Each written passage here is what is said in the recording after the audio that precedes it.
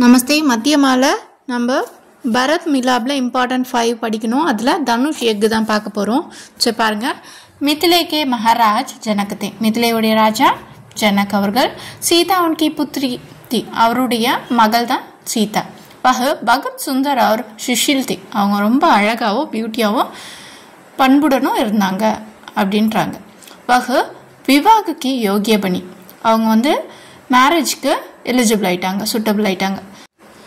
जनक अपनी पुत्री के लिए एक वीर वर चाहते थे. और वीरमान और मरुमगन அவர் எதிர்பார்க்கிறார் டாட்டருக்கு.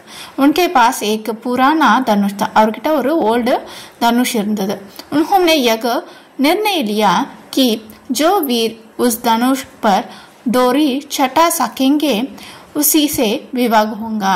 அவர் டிசைட் பண்றாரு யார் அந்த ஸ்ட்ரிங்கோட பவ உடைக்க முடியுதோ, யார் அவங்க இது பண்ண முடியுதோ அந்த வில்ல, அவங்களுக்கு தான் என்ன பண்ண முடியும், என்னுடைய மகளை நான் மேரேஜ் பண்ணி வைப்பேன் அப்படின்னு சொல்லிட்டு இவர் முடிவு பண்ணிடுறாரு. विश्वामित्र राम और लक्ष्मण को लेकर जनक के दरबार में पहुंचे. और ரெண்டு பேரையும் கூட்டிட்டு என்ன பண்றாரு, जनकோடைய அரண்மனைக்கு வராரு. राजा जनक ने विश्वामित्र और राजकुमारों का स्वागत किया. राजा जनक विश्वामित्रரையும் ராஜகுமாரர்களையும் வெல்கம் பண்றாரு.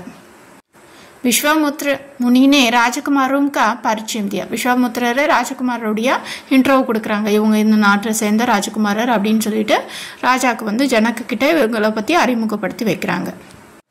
उन्होंने कहा कि ये राजकुमार आपके धनुष को देकर आया. அவங்க கிட்ட சொல்றாரு ராஜகுமாரருக்கு தனுஷை பார்க்க வந்திருக்காங்க அப்படின்னு சொல்லிட்டு.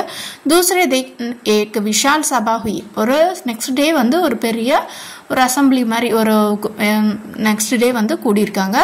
கை லோக் மில்கர் வகு பரி தனுஷ் லே ஆயே. நெக்ஸ்ட் டே அந்த வெயிட்டான தனுஷை நிறைய பேர் சேர்ந்து தூக்கிட்டு வராங்க. பறந்து கொய்யபி யூசவர் டோரி நகிம் சட்டா சக்கா. ஆனால் யாராலையும் அந்த டோரி அந்த ஸ்ட்ரிங்கை உரைக்கவே முடியல. रामचंद्र ने धनुष उठाया और आसानी से डोरी चटाई. रामचंद्र धनुषை தூக்கி ஈஸியா அந்த ஸ்ட்ரிங்கை உடைச்சிட்டாரு. धनुष 2 टुकड़े में टूट गया. அந்த தனுஷ் ரெண்டு துண்டா உடைஞ்சிருச்சு. जनक बहुत प्रसन्न हुई और ரொம்ப ஹாப்பி ஆயிட்டாரு. उन्होंने सीता का विवाह राम से धूमधाम से कर लिया. அவருடைய விவாகத்தை மேரேஜ ராம் கூட धूमधामனு அதாவது ரொம்பவும் கிராண்டா என்ன பண்றாங்க, செலிப்ரேட் பண்றாங்க.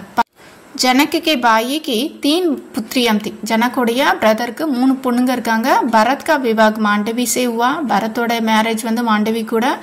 लक्ष्मण का विवाह उर्मिला से हुआ. लक्ष्मणக்கு உடைய மேரேஜ் அவங்க வைஃப் யார் பேரு உர்மிளா கூட அவங்களுக்கு மேரேஜ் நடக்குது. சத்ருகனுக்கு விவாக சத்கீர்த்தி கூட அவங்க கூட விவாகம் நடக்குது. ஸோ அப்போ இந்த 22 பாயிண்ட்ஸை நீங்கள் படிக்கணும். ரொம்ப இம்பார்ட்டன்ட். சரியா? நெக்ஸ்ட் பார்க்கலாம். தன்யவாதம்.